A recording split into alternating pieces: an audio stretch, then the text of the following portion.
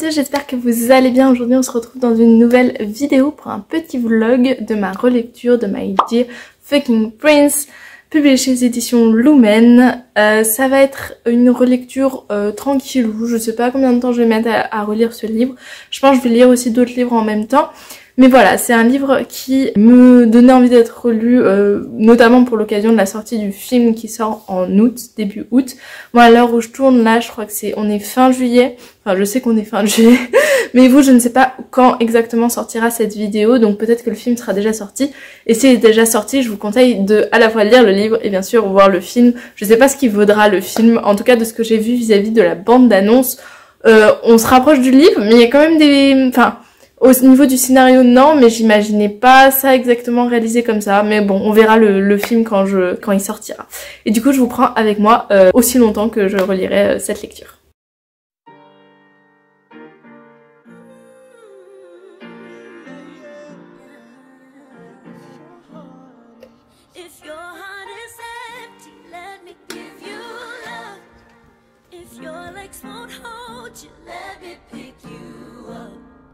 If your hands are shaking and you're barely holding on to your dreams, when you feel alone, let me give you love.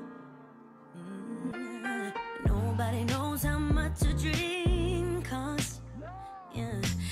Bon, je vous retrouve. Désolée, j'ai la voix un petit peu cassée. Je crois que je suis un petit peu malade. Enfin, rien d'affreux, hein, c'est juste la voix qui est partie en cacahuète. Hier, je vous parlais normalement, donc là, si c'est un peu insupportable, je suis désolée. Mais j'avais envie de vous prendre parce que j'ai avancé sur My Dear Fucking Prince. J'ai lu une petite partie. Déjà, on peut voir au post-it qu'il y a pas mal d'endroits qui me font rire. Donc c'est un livre plutôt drôle, plutôt sympathique. La relation va pas trop vite, en tout cas de là, ce que j'ai vu. Certes, il passe très vite de l'ennemi à ils sont amis. Mais on n'est pas encore sur des sentiments, etc. Donc franchement, ça va plutôt doucement. Et c'est super sympa de retrouver l'univers en fait, et notamment les personnages. Je sais que la première fois que j'avais lu, j'avais trouvé le personnage de Alex hyper insupportable. Et c'est vrai qu'il est pas hyper gentil, il est très égoïste, très tourné vers lui. Il pense à lui globalement, à son bien-être, à ce qu'il veut dans la vie. Il est moins tourné vers les autres, et il est moins dans l'empathie, dans la compréhension des autres. Et ça, j'avais beaucoup de mal avec son caractère. Et je sais que ça s'arrangeait vers la fin. Mais là, du coup, ça m'a moins dérangée. Je sais pas si c'est parce que je le relis, si ça me dérange moins maintenant les gens comme ça, ou je sais pas. Et je dirais que j'ai envie de lire la suite, quoi. Ça m'a moins fait le côté un peu young et adulte que j'avais reproché. En fait, la première fois que j'avais lu, peut-être parce que je sortais, j'avais lu un autre romance MM, il me semblait. Je sais plus laquelle, mais qui était super bien faite, réalisée et un peu plus adulte, et du coup celui-là m'avait un peu plus déçue parce qu'on n'était pas dans le même univers. Les seuls trucs assez étranges, c'est que c'est au présent. C'est à la troisième personne, mais au présent. Et souvent, en fait, on a la troisième personne passée, ou alors la première personne présent. Et là, en fait, on suit tout le temps que Alex, pas Henry. Donc Henry, c'est le prince d'Angleterre, et Alex, le fils de la présidence des États-Unis, qui est meilleur ennemi, on va dire, avec Henry, le prince d'Angleterre. Et en gros c'est un enemies to lover. Et c'est vrai que on suit tout le temps Alex, donc le fils de la présidente des États-Unis, et on le suit à la troisième personne et au présent. Et c'est très bizarre des fois parce que ton esprit là, enfin moi j'ai pas l'habitude de lire comme ça. Et il y a un truc qui est assez fascinant au début, c'est qu'on sent vraiment que Alex il est assez obsédé par le prince Henry, au-delà que c'est son meilleur ennemi. Vraiment il est obsédé. Par exemple, il dit à un moment Alex se demande pourquoi cette image le captivait autant. Il avait pris l'habitude de se glisser dans la chambre de June pour ouvrir le magazine à la bonne page afin d'effleurer du bout des doigts les cheveux du prince. Dès le début, il y a des sortes de sentiments ou d'obsessions assez étranges. Et d'ailleurs, à un moment, j'avais même pas vu, mais ici, t'as un autre garçon dont Alex regarde aussi beaucoup la photo. Du coup, tu te dis, potentiellement, là, ça peut vouloir dire des choses. Ou alors c'est juste mis comme ça parce que c'est son caractère d'être assez obsédé par certaines images, par certaines personnes. Et ça, en fait, ça va un peu dans le caractère du personnage en fait. Et c'est ça qui est plutôt bien fait.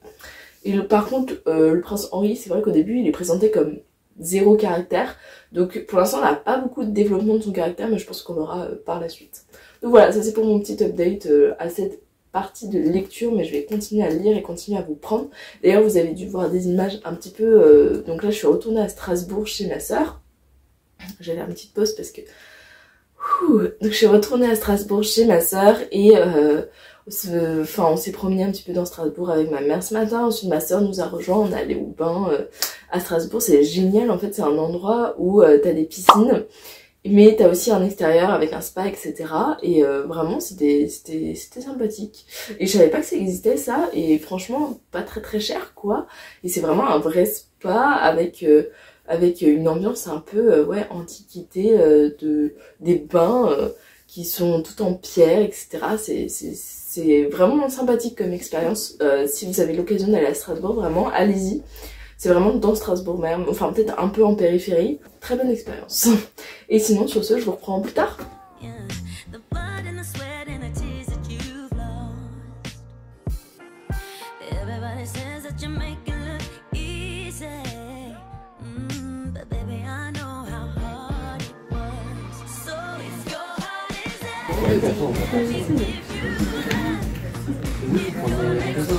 Non, j'ai perdu.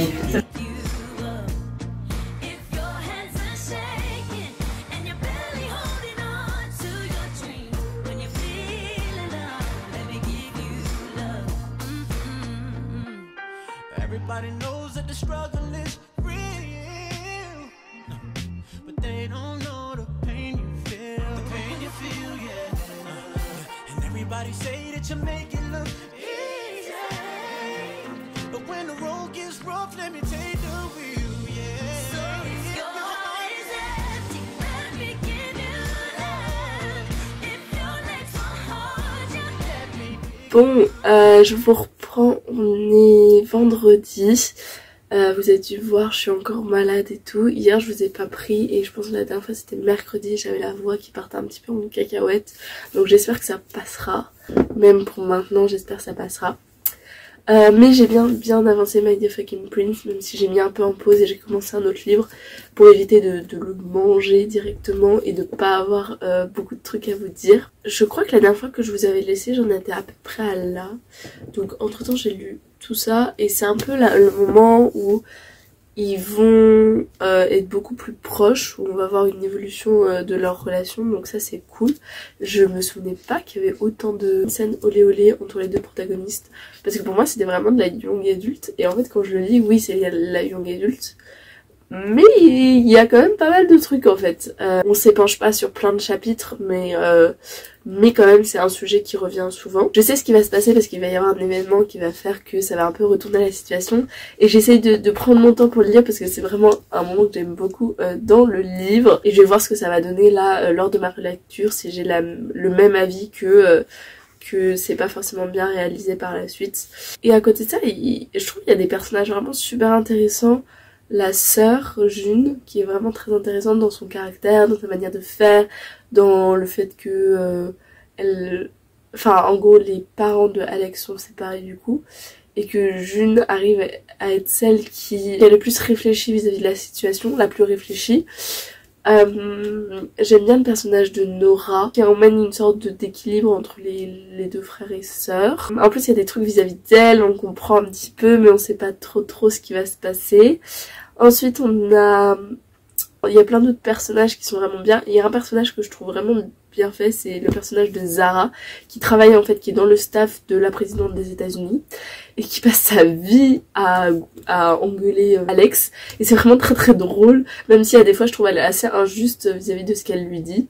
Je trouve que c'est très drôle parce que vraiment elle hésite pas à dire ce qu'elle a sur le cœur alors que elle est payée par sa mère quoi, et ça c'est très bien fait. Donc je passe vraiment un excellent moment, mieux je pense que lors de ma première lecture. J'espère que ce vlog sera pas trop maladie, mais écoutez, je suis sûre que je pars du nez, mais bref, c'est pas grave, je vous tiens au courant. Et là on va retourner au bain, parce que je vous avais dit qu'on était allé au bain mercredi du coup, mon premier jour ici, et là on va y retourner et ça va me faire du bien parce qu'en fait il pleuvait. Au départ on devait aller au lac, mais du coup là on va aller au bain, on va se détendre. Je sais pas si je pourrais lire, je pense que je vais encore un petit peu freiner là-dessus puisque je lis en même temps Une vie de Simone Veil qui est aussi très addictif, aussi étonnant que ça puisse être, donc voilà.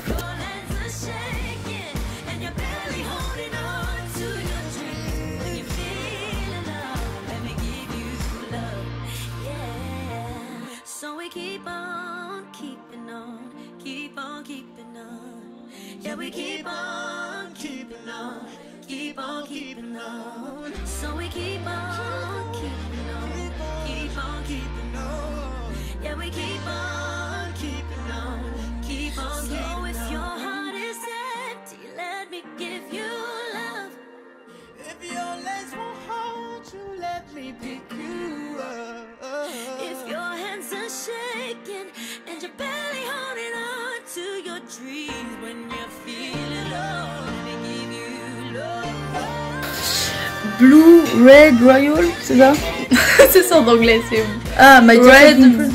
Mais non, en Red, français... White, Royal Blue. Ça c'est en anglais. Et en français c'est My Dear Fucking Prince. Voilà, c'est vachement bien.